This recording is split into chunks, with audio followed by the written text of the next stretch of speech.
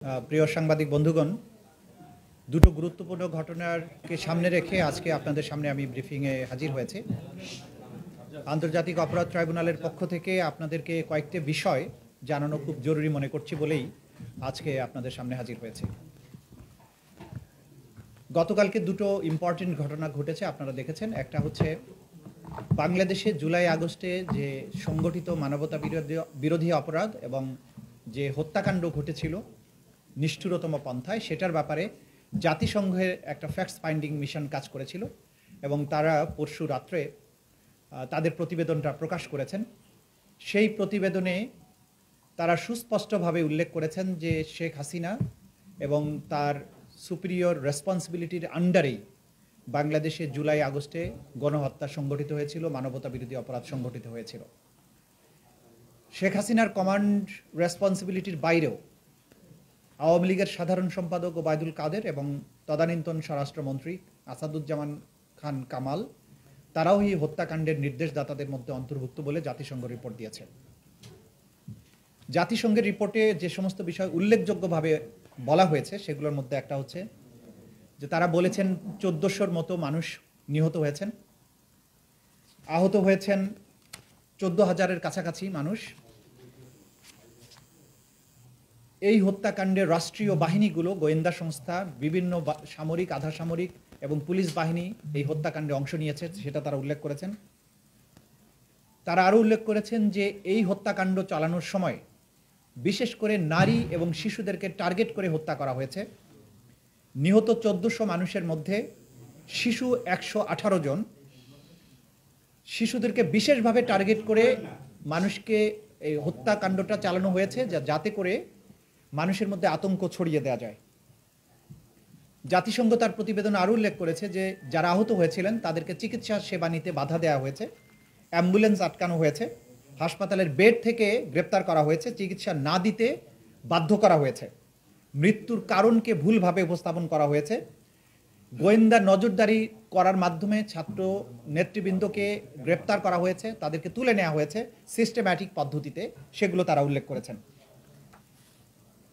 এই যে জাতিসংঘ রিপোর্টটা প্রকাশ করলেন, তারা যে সমস্ত কথা উল্লেখ করেছেন তার সাথে আমরা আমাদের আন্তর্জাতিক অপরাধ ট্রাইব্যুনালের তদন্ত সংস্থা যে তদন্তটা করছেন সেই তদন্তে আমরা যে সমস্ত তথ্য প্রমাণ আদি পাচ্ছি, জাতিসংঘের অধীনে সংগঠিত যে তদন্ত এবং আমাদের তদন্তের মধ্যে আসলে মৌলিক কোনো পার্থক্য নেই। তারা আমাদের এই তদন্ত সংস্থার কাছে যে প্রাপ্ত অভিযোগ এবং আমরা যে প্রাপ্ত তথ্য সেটার সাথে হুবহু তাদের এই রিপোর্টের মিল রয়েছে। তারা বলেছেন তারা এই বিস্তারিত প্রতিবেদন প্রকাশের পরে তারা বেশ কিছু সুপারিশ করেছেন। সেই সুপারিশের মধ্যে 5টা সেক্টরে তারা সংস্কারের কথা বলেছেন। একটা হচ্ছে বিচার বিভাগের ব্যাপারে তাদের সুনির্দিষ্ট প্রস্তাবনা আছে, পুলিশ এবং সিকিউরিটি সেক্টরের ব্যাপারে প্রস্তাবনা দিয়েছেন, সিভিক স্পেসের ব্যাপারে তারা নাগরিক অধিকারের ব্যাপারে প্রস্তাবনা দিয়েছেন, পলিটিক্যাল সিস্টেমের সংস্কারের কথা বলেছেন, ইকোনমিক গভর্নেন্সের কথা বলেছেন। তা আমাদের সাথে রিলেটেড যেহেতু বিচার ব্যবস্থা, সেই সংক্রান্ত ব্যাপারে জাতিসংঘে যেগুলো বলেছেন, তারা যেটা বলেছেন, যেহেতু সরকারের প্রধানের কমান্ড রেসপন্সিবিলিটিতে এই ঘটনাগুলো ঘটেছে এবং রাষ্ট্রীয় বাহিনীগুলো এটার সাথে সম্পৃক্ত ছিল, যে সমস্ত অফিসাররা এই ঘটনার সাথে জড়িত ছিল বলে প্রাথমিক তথ্য প্রমাণে পাওয়া যাবে, জাতিসংঘ সুপারিশ করেছে প্রত্যেককে সাসপেন্ড করার জন্য, ফেয়ার এবং ইম্পার্শিয়াল ট্রায়াল যাতে হতে পারে।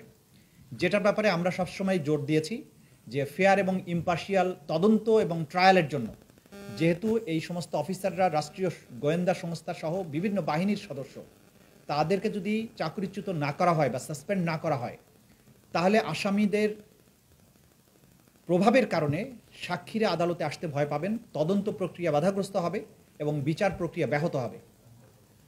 আমরা এই প্রসঙ্গে উল্লেখ করতে চাই যে একই কথা আমরা কিন্তু বারবার বলছিলাম।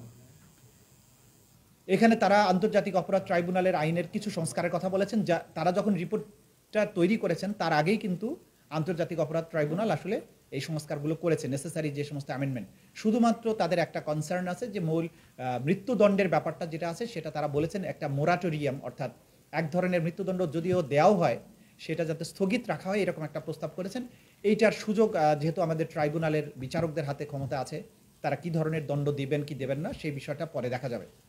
মোটা দাগে তাদের এই প্রতিবেদন থেকে সুস্পষ্ট হয়েছে দল হিসাবে আওয়ামী লীগ এবং তদানীন্তন প্রধানমন্ত্রী শেখ হাসিনা, স্বরাষ্ট্রমন্ত্রী আসাদুজ্জামান কামাল এবং আওয়ামী লীগের সাধারণ সম্পাদক ওবায়দুল কাদের তাদের সুনির্দিষ্ট পরিকল্পনা নির্দেশে বিভিন্ন বাহিনীর পাশাপাশি আওয়ামী লীগ, যুবলীগ এবং ছাত্রলীগ সরাসরি মারণাস্ত্র ব্যবহার করেছে এবং যে সমস্ত অস্ত্র তারা ব্যবহার করেছে সেটারও একটা পরিসংখ্যান তারা দিয়েছেন। শর্টগানের গুলি ছিল 12%, পিস্তলের গুলি ছিল 20%, মিলিটারি রাইফেলের গুলি ছিল 66% অর্থাৎ, এবং অন্যান্য অস্ত্রের আঘাত ছিল 20%। এই অস্ত্রের ব্যবহার এবং আহত নিহতদের এই পরিসংখ্যান থেকে বোঝা যায় যে একটা পুরো রাষ্ট্রযন্ত্র একটা জনগোষ্ঠীকে ওয়াইড স্প্রেড এবং সিস্টেম্যাটিক পদ্ধতিতে তাদের উপরে ঝাঁপিয়ে পড়েছিল তাদেরকে নিশ্চিহ্ন করার জন্য। এইটা মানবতা বিরোধী অপরাধের পক্ষে একটা সুস্পষ্ট এবং অসম্ভব জোরালো একটা প্রমাণ। এই প্রমাণটি আন্তর্জাতিক অপরাধ ট্রাইব্যুনালের তদন্ত সংস্থার মাধ্যমে একটা এভিডেন্স হিসেবে ট্রাইব্যুনালে আসবে এবং যেহেতু জাতিসংঘ এটি বিশ্বের সবচাইতে বড় এবং সর্বজন গ্রহণযোগ্য একটা সংস্থা, তাদের এই রিপোর্টটা সম্পূর্ণ ইম্পার্শিয়াল, কোনো দলের দ্বারা প্রভাবিত হয়ে হয়নি। তারা আমাদের সাথেও কথা বলেননি, তারা অপরাধীদের সাথে কথা বলেছেন, ভিকটিমদের সাথে কথা বলেছেন এবং যেখানে কথা বলা দরকার সেগুলো সেই জায়গায় কথা বলেছেন। সুতরাং এটা অকাট্য দলিল প্রমাণ হিসাবে এই আদালতে ব্যবহার করা যাবে এবং সেটা আমরা ব্যবহার করব বলে আপনাদের জানাচ্ছি। আজকে আপনাদেরকে বলবো সেটি হচ্ছে যে আয়নাঘর অর্থাৎ গোপন যে নির্যাতন কেন্দ্র, টর্চার সেল এবং বন্দিশালা গত 15 বছর ধরে সাবেক সরকার সিস্টেম্যাটিক পদ্ধতিতে বাংলাদেশের ভিন্ন মতকে দমন করার জন্য নির্যাতন, গোপনে হত্যা এবং গোপনে বন্দী করার যে একটা কালচারে পরিণত করেছিল সেটা উন্মোচিত হয়েছে। মাননীয় প্রধান উপদেষ্টা গতকালকে 3টি প্রধান গোপন বন্দিশালায় পরিদর্শনে গিয়েছিলেন এবং সেখানে গিয়ে আমরা সেখানে গুম কমিশন, বিশ্বের বিভিন্ন দেশের সাংবাদিক এবং আমরা আন্তর্জাতিক অপরাধ ট্রাইব্যুনালের চিফ প্রসিকিউটর, তদন্ত সংস্থার সমন্বয়ক, আমরা সহ এটা ভিজিট করেছি। যে বিভৎসতার চিত্র আমরা দেখেছি, যে সমস্ত ইলেকট্রিক চেয়ারের কথা যেটা ছবি এসেছে আপনারা জানেন, অনেকে এটা ভুলে বলেছেন যে শক দেওয়ার জন্য, এটা শক দেওয়ার জন্য না, ওই চেয়ারে বসিয়ে আসলে ঘুরানো হতো। একটা চেয়ারকে বসিয়ে যখন হাত পা বেঁধে দিয়ে ঘুরানো হয় কি পরিণতি হতে পারে আপনারা সেই বিভৎসতা কল্পনা করতে পারেন। একটা মেয়ে নারী ভিকটিমের কথা আমরা শুনেছি, তা একটা 11 বছরের মেয়ে, তাকে তার মা সহ গ্রেপ্তার করা হয়েছিল, তুলে নেওয়া হয়েছিল। আসলে তার মাকে তার সামনে হাত করা বেঁধে পুলিশ সদস্যরা তাকে নির্যাতন করেছে, কান্নাকাটি করেছে। সে মোটা ছিল, তার ভেতরে হাত করাটা কেটে মাংসের মধ্যে বসে গেছে। 11 বছরের বাচ্চাটা পাশেই একই জায়গায় বেঁধে রাখা হয়েছে, চোখ বেঁধে রাখা হতো। বাথরুম করতে গেছে, হাত করা খুলে দেয়নি মহিলা, তার মেয়ে 11 বছরের মেয়ে তখন তাকে সাহায্য করেছে, তার হাত করাটা খুলে দিয়েছে। একটা 11 বছরের বাচ্চা সহ একটা নারী রেহাই পায়নি, পুরুষ সদস্যরা তাকে নির্যাতন করেছে এবং ওই মা আজও ফিরে আসেনি। আমরা ধারণা করছি তাকে হয়তো হত্যা করে তার লাশ কোথাও ভাসিয়ে দেওয়া হয়েছে। সেই মেয়েটা কিন্তু আইডেন্টিফাই করেছে কোন জায়গায় কোন কর্নারে তাকে রাখা হয়েছিল, কিভাবে তাকে নির্যাতন করা হয়েছে দেখিয়েছেন। 3টি ডিটেনশন সেন্টারে বন্দিরা যারা ছিলেন তাদের মধ্যে উল্লেখযোগ্য 2 জন বা 3 জন করে বন্দিরা গিয়েছিলেন। তারা আইডেন্টিফাই করেছেন কোন জায়গায় তাকে বেঁধে রাখা হতো, কোন বাথরুমে তাকে নেওয়া হয়েছে, কি কি যন্ত্রের সাথে তাকে টর্চার করা হয়েছে। আমরা যেটা দেখেছি যে এই টর্চার কেন্দ্রের ব্যাপক আলামত বিনষ্ট করা হয়েছে।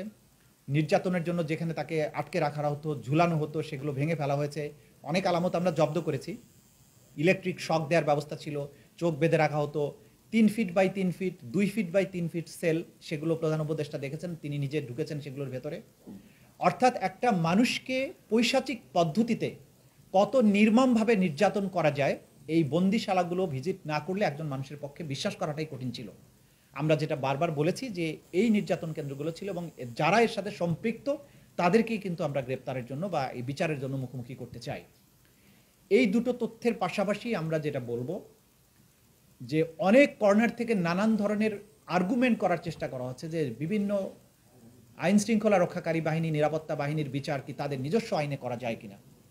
আপনাদেরকে সুস্পষ্টভাবে বলতে চাই, আন্তর্জাতিক অপরাধ ট্রাইব্যুনাল আইন 1973 সেটি সংবিধান দ্বারা সংরক্ষিত এবং প্রোটেক্টেড। এই আইনটি বাংলাদেশের সকল আইনের উপরে তার বিশেষ মর্যাদা আছে। এই আইনে মানবতা বিরোধী অপরাধ, গণহত্যা, যুদ্ধ অপরাধ, এই সমস্ত আন্তর্জাতিক আইনের অধীনে যেসব অপরাধ আছে তার বিচার করা যায়। বাংলাদেশের সেনাবাহিনীর আইনে বিডিআর বলেন, বিজিবি বলেন, র্যাব বলেন, কোনো আইনই গণহত্যা, মানবতা বিরোধী অপরাধের বিচার করার কোনো ব্যবস্থা রাখা হয়নি। এবং সুপিরিয়র রেসপন্সিবিলিটি এবং কমন রেসপন্সিবিলিটির কোনো বিচারও কিন্তু এইসব আইনে করার সুযোগ নেই। সুতরাং যারা এই সমস্ত অপরাধী বাহিনীর মধ্যে থেকে অপরাধে সম্পৃক্ত ছিলেন তাদেরকে বিচার করার একমাত্র উপযুক্ত ফোরাম হচ্ছে আন্তর্জাতিক অপরাধ ট্রাইব্যুনাল। যারা যারা এই আইনে এখানকার মামলায় যাদের বিরুদ্ধে গ্রেপ্তারি পরোয়ানা জারি করা হয়েছে, আমরা রাষ্ট্রকে, আইনশৃঙ্খলা রক্ষাকারী বাহিনীকে বলবো নির্দ্বিধায় যে সেই আদালতের আদেশগুলো তারা যাতে পালন করেন, এবং সকল বাহিনী, সকল ব্যক্তিকে আমরা অনুরোধ করব যে একটা রাষ্ট্রের বিচার ব্যবস্থাকে সাহায্য করা আপনাদের দায়িত্ব, এবং কোনো ব্যক্তি বা কোনো প্রতিষ্ঠান কখনো রাষ্ট্র এবং জনগণের উপরে হতে পারে না। কোনো ব্যক্তি আইনের ঊর্ধ্বে হতে পারে না। জাতিসংঘ খুব ক্লিয়ারলি বলেছেন যে এই সমস্ত যারা ক্ষমতাসীন বিভিন্ন পদে অধিষ্ঠিত থেকে অপরাধ করেছেন তাদেরকে যাতে সাসপেন্ড করা হয়, আমরা এটার সাথে একমত। আমরা মনে করি যাদের বিরুদ্ধে সম্ভাব্য যারা অপরাধী, যাদের বিরুদ্ধে আমরা তথ্য প্রমাণাদি পাচ্ছি, যাদের বিরুদ্ধে ওয়ারেন্ট ইস্যু হচ্ছে এবং ওয়ারেন্ট ইস্যু ছাড়াও যাদের ব্যাপারে প্রাথমিক তথ্য প্রমাণ পাওয়া যাচ্ছে, আমি সরকারের কাছে অনুরোধ করব জাতিসংঘের এই তথ্য অনুযায়ী সেই ব্যাপারে যাতে সরকার পদক্ষেপ গ্রহণ করেন। এবং আপনারা ইতিমধ্যে জেনেছেন, সরকারও বলেছেন যে তারা জাতিসংঘের রিপোর্টকে স্বাগতম জানান, সেটার ভিত্তিতে যথাযথ পদক্ষেপ নেওয়া হবে আমরা আশা করছি।